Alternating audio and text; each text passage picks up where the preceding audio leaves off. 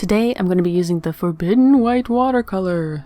I pretty much never use the white tube of watercolor ever, but I've always wondered, like, what am I supposed to be doing with this? Some artists even go so far as to say never to put the white inside of your palette because you can muddy up and destroy your watercolors that way. If I mix the white paint into my watercolors, it seems to make some kind of instant gouache. Apparently using white watercolor is really good for increasing the lifting qualities, so if you wanted to do a beautiful cloudy sky, which often involves laying down a bit of blue and then using a dry paper towel to blot off the paint to make a fluffy cloud texture. So on my test I did use just a regular blue watercolor, and in the second square I used the blue watercolor mixed with white. Now, I couldn't remember which blue I was using in the moment, so the first one is looking kind of granulated and weird compared to the second one, so I think automatically the second one looks more interesting. But I think that it's true. If I use the white watercolor mixed with the blue, it is somehow easier to blot it up, although the difference is really subtle. I wouldn't say that this is a game changer, but I do like the way that it looks. The only problem is, like gouache, it's really hard to paint over these layers without having all the layers mixing together. So if I were to use this technique in the sky, I would have to do it last because I wouldn't be able to paint anything on top of it without, it looking kind of funny. Maybe. This other test I'm just messing around with, starting with a primer layer of white to get the same lifting technique. I think how it works is that it clogs the paper fibers so that the paint doesn't soak into it as easily, and you can just lift it off. And so any paint that I'm putting on top of the previously laid paint, it looks kind of like a weird texture to me, but it certainly comes off. Thought it might be easier to use it in the other direction where you do the watercolor painting and then use the opaque media to add details. That could be really fun and useful.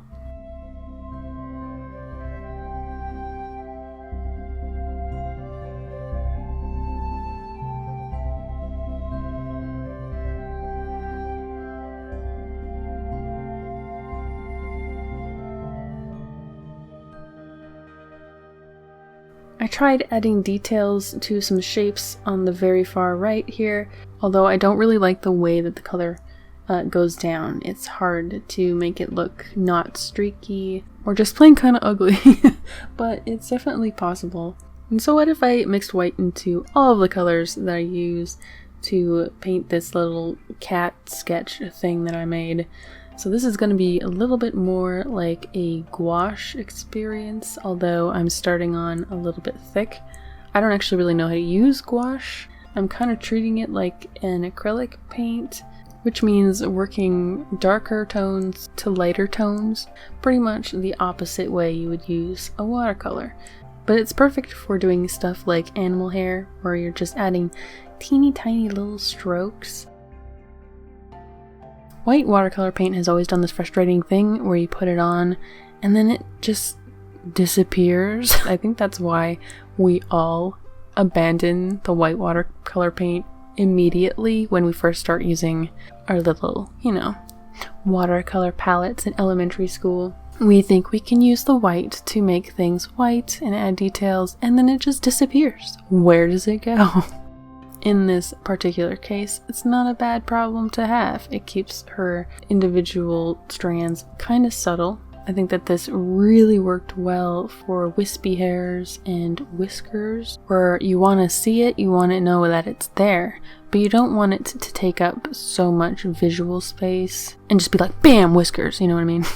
I did a study exactly of this using watercolors as well, and what I ended up doing is I painted the leaves last, and by the time I got to the leaves I felt like those little details were getting lost. But if I was using the white watercolor paint to mix into the green, it's possible I may have been able to bring out the leaves a little bit more again. This might actually be a thing that I could do when watercoloring. Is that a method that you've used in watercolor painting? Because if it is, let me know how that works. So painting with watercolor opaquely like this, it uses up a lot more paint. which is kind of a downer. Well, I don't really like how shiny the finish is at the end of it, but it is kind of neat being able to try out a more gouache type experience and get the feel of that kind of medium without actually going out and having to purchase a whole other set of paints. So maybe I'll actually have a use for this going on in the future. Let me know how you feel about white watercolor paint, and let me know if you have any cool other tricks using this paint that